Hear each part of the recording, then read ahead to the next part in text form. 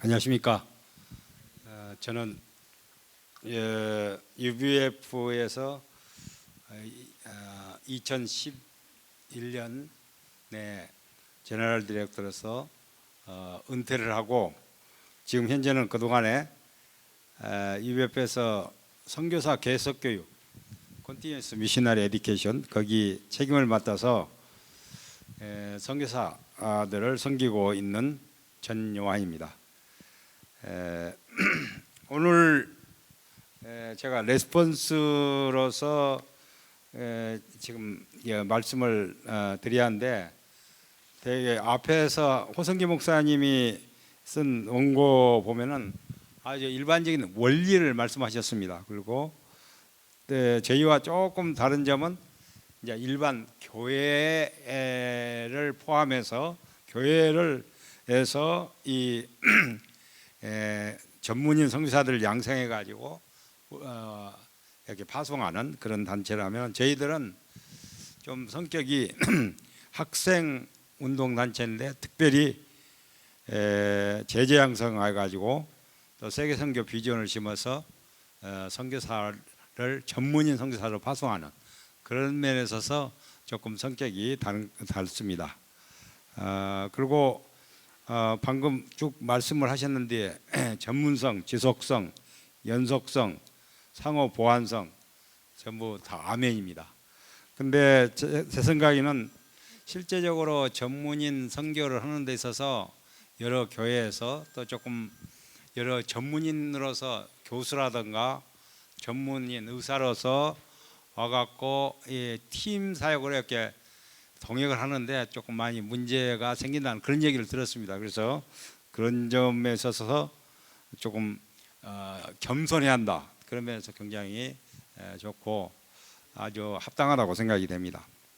그러면은 제가 UBF에서 시행하고 있는 자부량 전문인 선교를 하면서 거기에서 여러 가지 문제점, 저희들이 약 46년 동안을 전문인 선교를 해왔습니다. 69년부터. 그러면서도 여러 가지 실질적으로 해결돼야 할 문제, 그럼 어떻게 해결할 것인가, 그것을 중점적으로 오늘 말씀을 드려보겠습니다. 그 다음에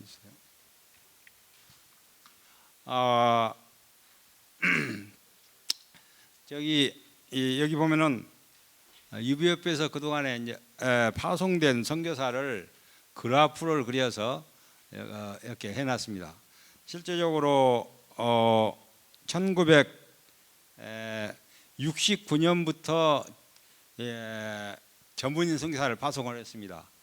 그래가지고 72년 그래가지고 여기 제가 77년에 한국 디렉터 책임을 맡아가지고 한 28년간을 하면서 한 2,500명 선교사를 훈련시켜서 파송을 했습니다. 그리고 지금 현재까지 한 3,100명을 파송을 했는데 그 중에서 이제 유학생들은 갔다 오기도 하고 직장상 근무하다가 오는 사람들도 있습니다. 그래서 지금 현재는 1,740명이 그 원고에는 1,537명인데 지금 현재까지 그것은 작년 통계고 지금 현재까지는 그렇게 되어 있습니다. 그리고 그 대륙별로 한번 그 다음에 여기선 저희들이 파송한 2013년 기준으로 해서 보면은 미국이 제일 많습니다. 그 다음에 독일, 그의 유럽, 중국, 그 다음에 그의 아시아, 중동, 아프리카, 오세아니아 세계 모든 나라에 다 파송이 됐는데 그 특징은 뭐인 거는 저희 단체에서 그곳에 옛날에는 가는 길이 굉장히 어려웠습니다. 오늘날과 달리. 그래서 길을 열어줄 때 무조건 갔습니다. 직장이라든가 또 다른 이 길을 통해서 그래서 길 열어준 대로 가가지고 저희들은 그곳에 가서 주 선교 대상이 캠퍼스 선교였습니다. 그러면은 여기 그 원고를 이렇게 드렸습니다. 근데 처음에 그 평신도 UBF 선교사의 성경적인 근거 이것은 너무나 잘 알기 때문에 필요하고 자비랑 선교사의 필요성에 대해서도 이제는 옛날에는 필요성을 많이 얘기해야 조금 인정을 하고 근데 요즘에는 저희들이 말하기 전에도 필요성을 잘 알고 계십니다. 저희들이 그 옛날에 저희 단체가 1961년 9월에 생겼는데 생겨갖고 1년 후부터 세계 선교를 위해서 기도했습니다. 그때 그 당시 한국이 어떤 상태에 있었는거는 한국이 미국의 그때는 미국의 원조가 없이는 예산을 세울 수 없는 3분의 2가 미국 원조로 이렇게 정부 예산을 집행할 수 있는 그런 시절이었습니다. 50년대. 그래갖고 60년대에 와서 이제 5.16이 나고 그래가지고 했는데 그 당시에는 그 GNP가 150불이고 필리핀보다 더 가난한 때가 있었습니다. 그것을 지내서 그 다음에 저희들이 69년에 선교사를 파송하자고 기도를 할 때 저희들 보고 미친놈이라고 했습니다. 우리가 지금 선교를 받고 있고 도움을 받아야 하는데 어떻게 다른 나라를 도울 수 있느냐. 그래갖고 그런데 저희들은 이제 성경을 양심적으로 공부를 해보면은 이 예수님의 마지막 선교 명령은 언제든지 이 공감목의 마지막에는 너희는 세계 선교를 하라고 그것입니다. 근데 그것에 이 공부를 한 가운데서 그렇게 했으니까 우리가 아무리 없고 형편이 안 되더라도 그걸 위해서 기도하고 하자. 그래가지고 세계 선교가 시작이 된 것입니다.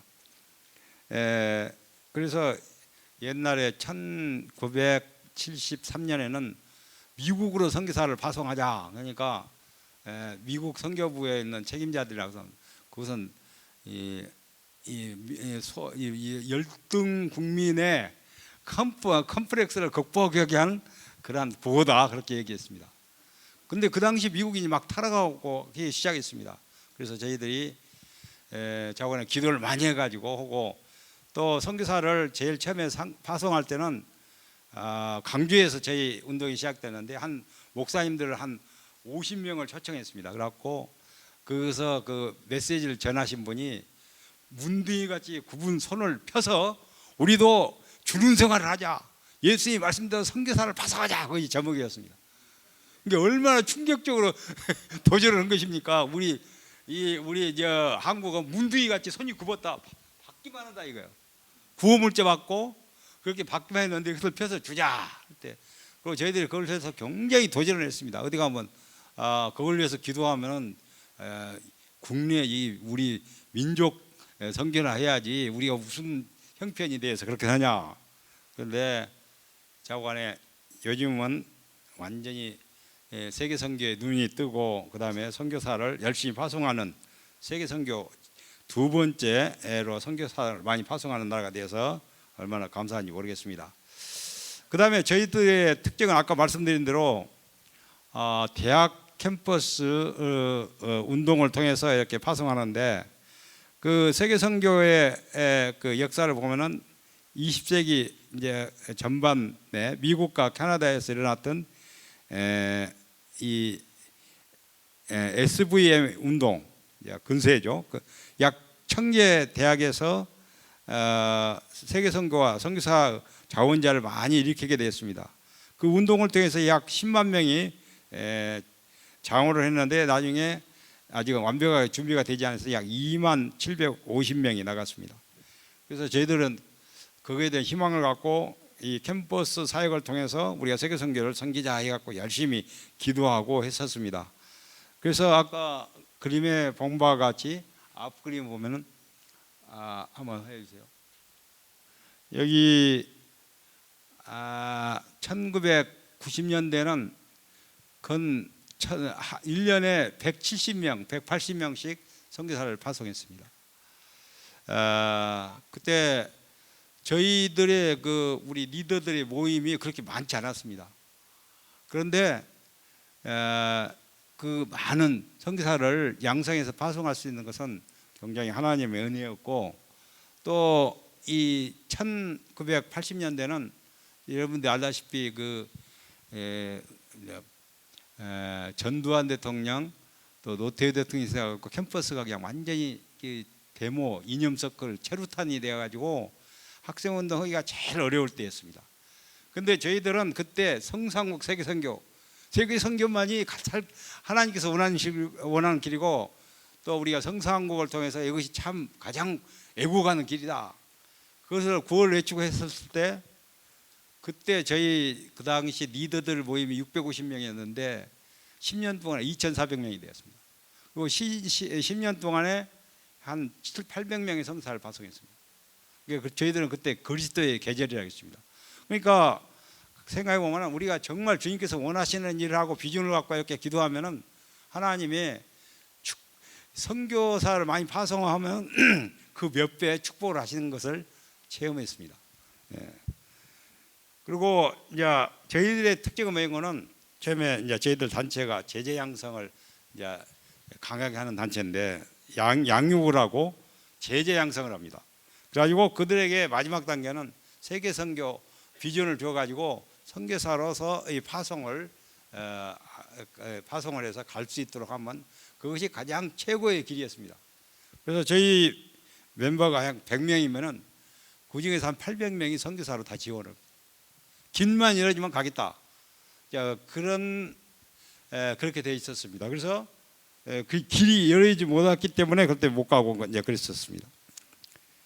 저희들의 그 선교사의 전략적인 의미는 그 텐트메이커 미셔너리인데 그 패드릭 라이어가 말한 대로 우리는 T3에 해당이 됩니다. 그래서 T1은 그냥 애국에 직장을 갖고 가는 사람들 아닙니까? 그래서 텐트메이커 1은 그런데 가서 시간이 없고 그 직장에 충성을 하면서 시간 나는 대로 이렇게 전도를 하는 것이고 T2는 훈련을 받은 사람들. T1은 훈련이 안 받았으면은 그런 사람으로서 근데 이제 시간이 없기도 마찬가지죠.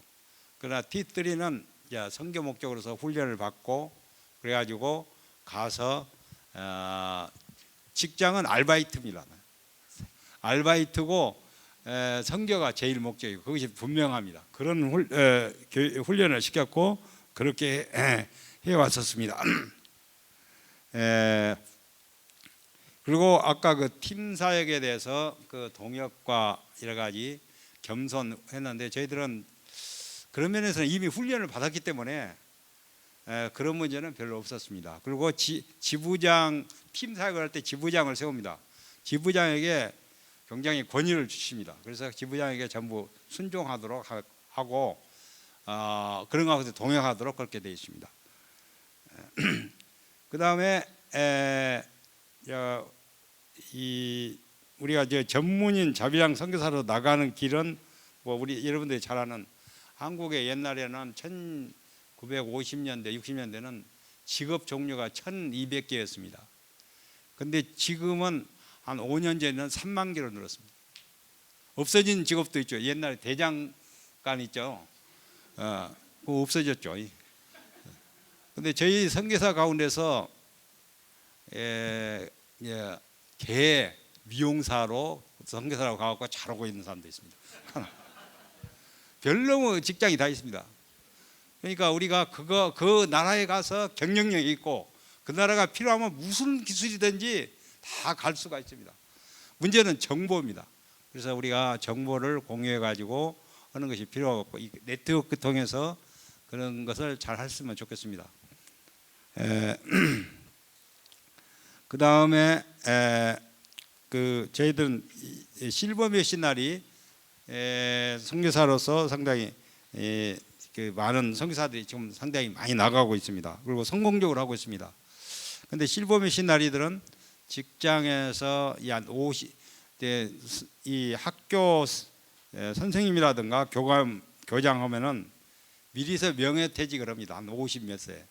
그리고 한 분은 지금 현재 키르기스탄에 가가지고 잘 하고 계십니다. 거기서 어학 그 학교 교수로서 하면서 열심히 제자 양성을 하고 그래가지고 열매가 많이 있습니다. 그 다음에 한 분은 미국에서 선교사로 왔는데 제3세계로 선교사로 가고자 해가지고 같은 언어권인 벨리스로 선교사를 갔습니다. 근데 여기 미국에 있을 때는 별로 열매, 그 양반은 이제 선교사들이 여러 사람들이 많이 있기 때문에 열매가 그렇게 많지 않았는데, 그거 갔더니 한 가정이 갔는데 아주 제재 양성을 잘하고 열매를 잘 맺고 있는 것을 볼 수가 있었습니다. 그리고 그 외에 옛날에 철도청 차장을 했던 분도 저희 중미 선교사로 가서 이렇게 아주 열심히 잘 섬기고 있고 그렇습니다.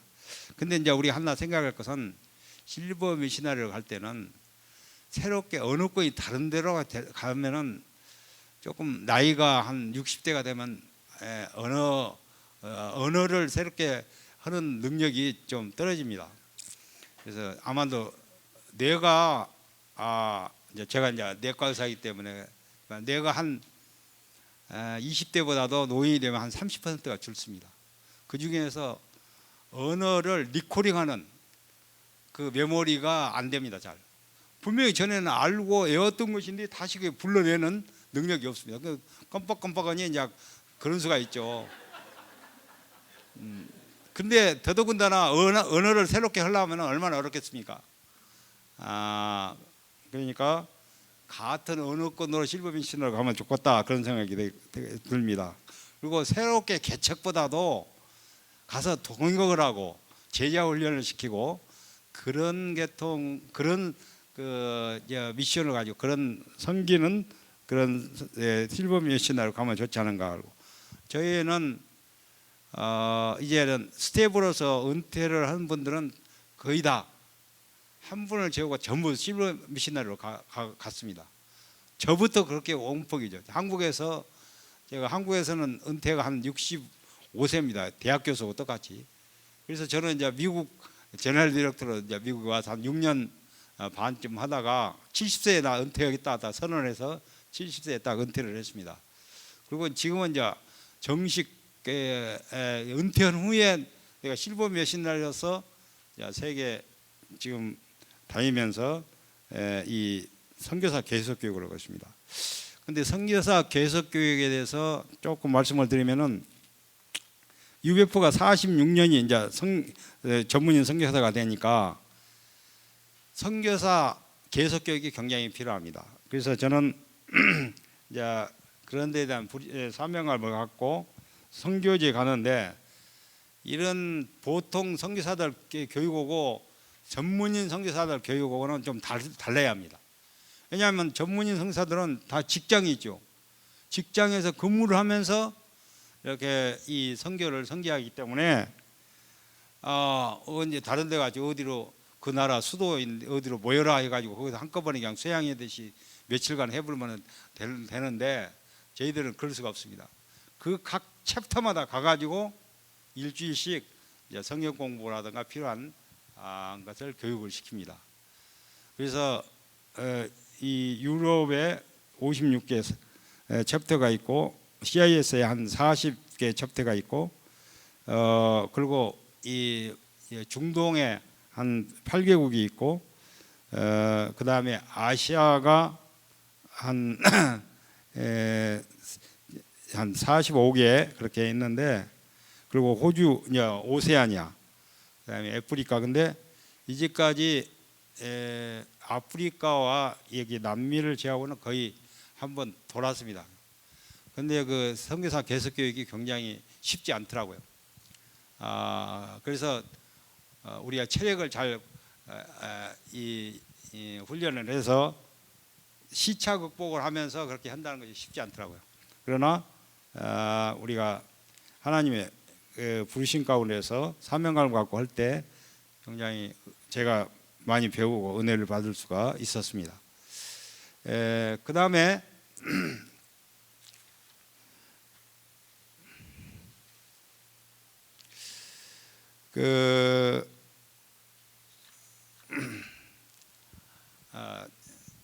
우리가 실제적으로 아까 우리가 그 동안에 전문인 선교를 하면서 한 46년 동안 하다 보니까 일어나는 문제에서 보면은, 우리가 여러 가지 아주 훈련을 받고 가더라도 나중에 가보면은 좀 동역의 문제가 있습니다.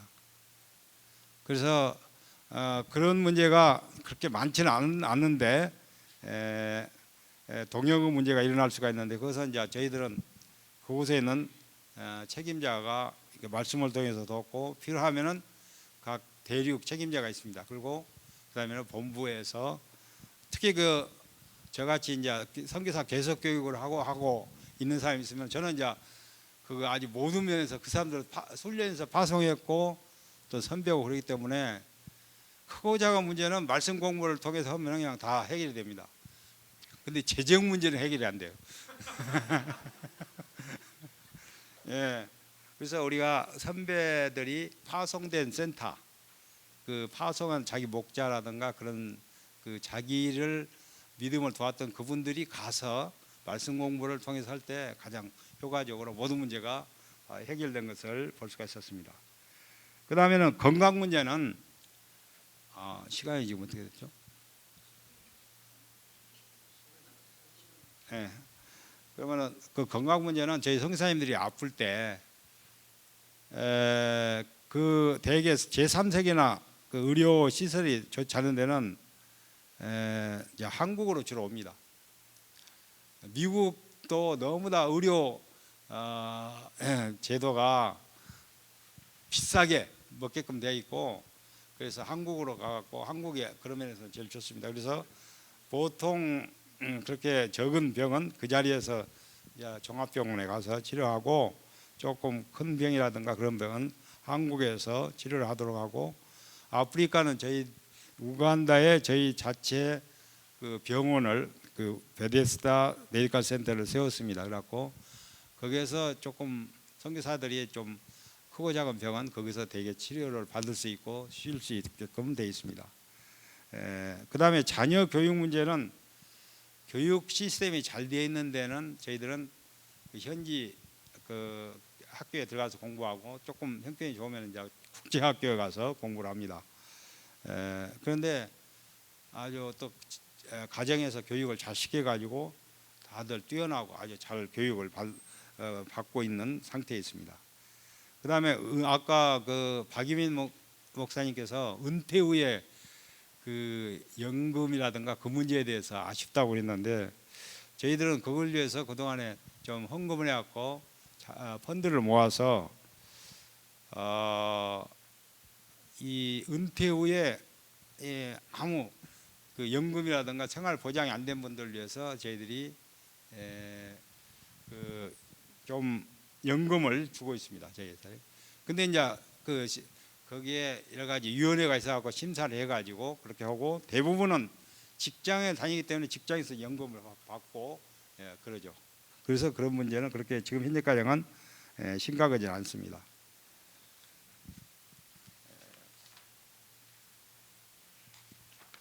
그러면은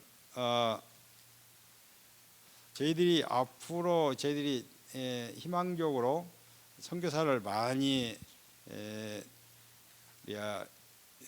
양성을 해서 파송하는 분야 하면은 특히 그 직장 그리고 비즈니스, 이제 무역을 하고, 한국이 지금 FTA를 어떻게 보면 세계에서 제일 많이 FTA를 하는 나라에 속합니다.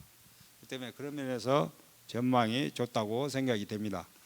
그리고 이민 면에서는 미국과 호주, 캐나다는 거의 이제 점점 이민 문이 닫혀져 가고 있죠. 그래서 저희들 선교사들이 지금 현재 보면은 저기 80명에서 43명은 그 영향입니다.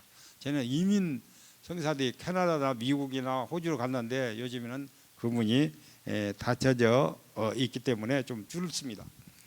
그 다음에는 해외에 있는 대학이나 연구기관 그런 데로 많이 이렇게 가고, 그런 전망이 좋습니다.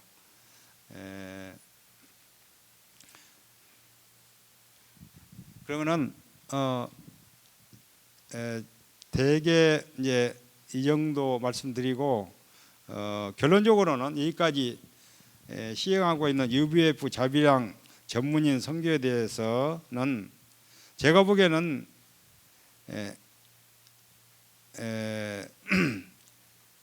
그동안에 저희들은 가장 중요한 점은 훈련이라고 생각됩니다. 얼마나 선교사를 철저하게 주님을 위해서 목숨을 걸 정도로, 그러면 그 정도면은 그렇게 훈련을 받고 주님께 헌신하고자 하는 그런 정도 될 때는 어디든지 갈 수가 있고, 무슨 다른 우리가 페이스 선교이기 때문에 다른 문제가 그렇게 큰 문제가 되지 않습니다. 그것이 약할 때 여러 가지 많은 문제가 일어난다고 생각이 됩니다. 그래서 우리가 선교사 선교 훈련을 하는데 지식적인 훈련, 그것보다도 정말 하나님의 말씀에 절대 순종하고 사명감을 갖고, 또 이제 주님께서 이 우리를 위해서 목숨을 버렸으니까 나도 형제로서 목숨을 버리겠다는, 어제 우리 이 강사님의 말씀과 같이 그런 자세로 갈 때 우리가 선교에 많은 열매를 맺을 수가 있고 또 문제가 없습니다. 그래서 얼마나 선교사 훈련을 철저하게 이렇게 잘 시키느냐, 이것이 굉장히 특히 여기 전문인 선교에 있어서 중요하다고 생각됩니다. 이상입니다.